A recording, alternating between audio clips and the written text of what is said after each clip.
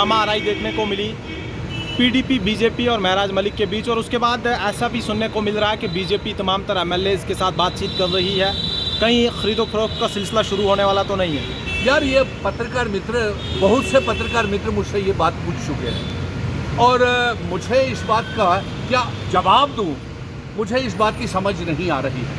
क्योंकि home minister Amit Shah ji का 6, 7, 8 तारीख का दौरा, 28 बीजेपी के एमएलएस के साथ उनकी मीटिंग और फिर रियासत के दर्जे की वापसी का ऐलान नहीं करना।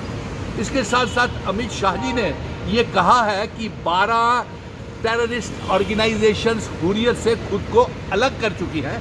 इसका हम वेलकम और सराहना करते हैं और ये भी कहते हैं कि जल्द से जल्द तमाम हुर्रियत के साथ जुड़ी हुई गुमराह नौजवान जो है वो वापस आ जाए और मुख्य धारा में, मेन स्ट्रीम में आ जाए, क्योंकि उससे कुछ हासिल होने वाला नहीं है।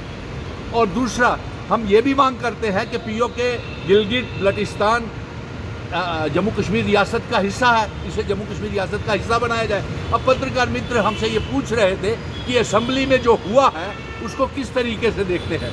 ये बड़ा अफसोसनाक वाकया है।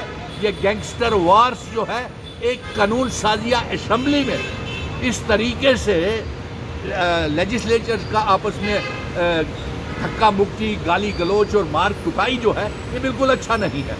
उस दिन हम खुद वहाँ पे मौजूद थे।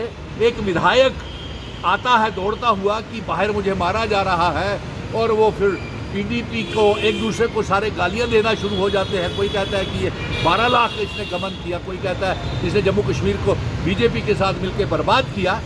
और इस तरीके का माहौल ऐसा पैदा नहीं होना चाहिए। और साथ में आप पत्रकार मित्र जिस तरीके से ये सवाल उठा रहे हैं आज कि मरकज़ की सरकार एक बड़ा प्लान करने जा रही है और सारे एमएलए जितने भी हैं तमाम पार्टियों के, उनके साथ संपर्क में है। लेकिन मैं ये एक बात चुनी हुई सरकार को और जम्मू कश्मीर की आवाम को ये पैगाम पहुंचाना बेहद ज़रूरी समझता हूँ, क्योंकि 90 एमएलएज ने किसी में ये दम नहीं है कि वो रियासत का दर्जा वापस ला सके। दूसरा, mission statehood, Sunil Dimple, instrument of accession की शर्तें, स्पेशल स्टेटस, रियासत के दर्जे की जंग लड़ रहा था, आगे भी लड़ेगा। आर्टिकल 370 की जंग ये जारी रहेगी।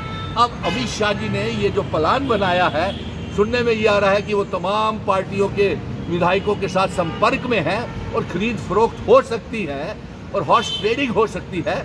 इसको लेकर के क्या आने वाले समय में रुख रहेगा और क्या स्थिति बनेगी, ये एक चिंता की बात है। लेकिन मैं ये चाहूँगा कि 19 अप्रैल को प्राइम मिनिस्टर नरेंद्र मोदी जी जम्मू कश्मीर के दौरे के ऊपर आ रहे हैं, वो आकर के जम्मू कश्मीर को रियासत के दर्जे का ऐलान करें और हमारा स्पेशल स्टेटस का ऐलान करें। इसका हम बेसब्री के साथ इंतज़ार कर रहे हैं। और ये खरीद फरोख्त, हॉर्स ट्रेडिंग, ये तो नीतीश कुमार तक की हो गई और चंद्रबाबू नायडू तक को भारतीय जनता पार्टी ने महाराष्ट्र में खरीद लिया। तो जम्मू कश्मीर में क्या कब हो जाए, इसके लिए कुछ कहा नहीं जा सकता।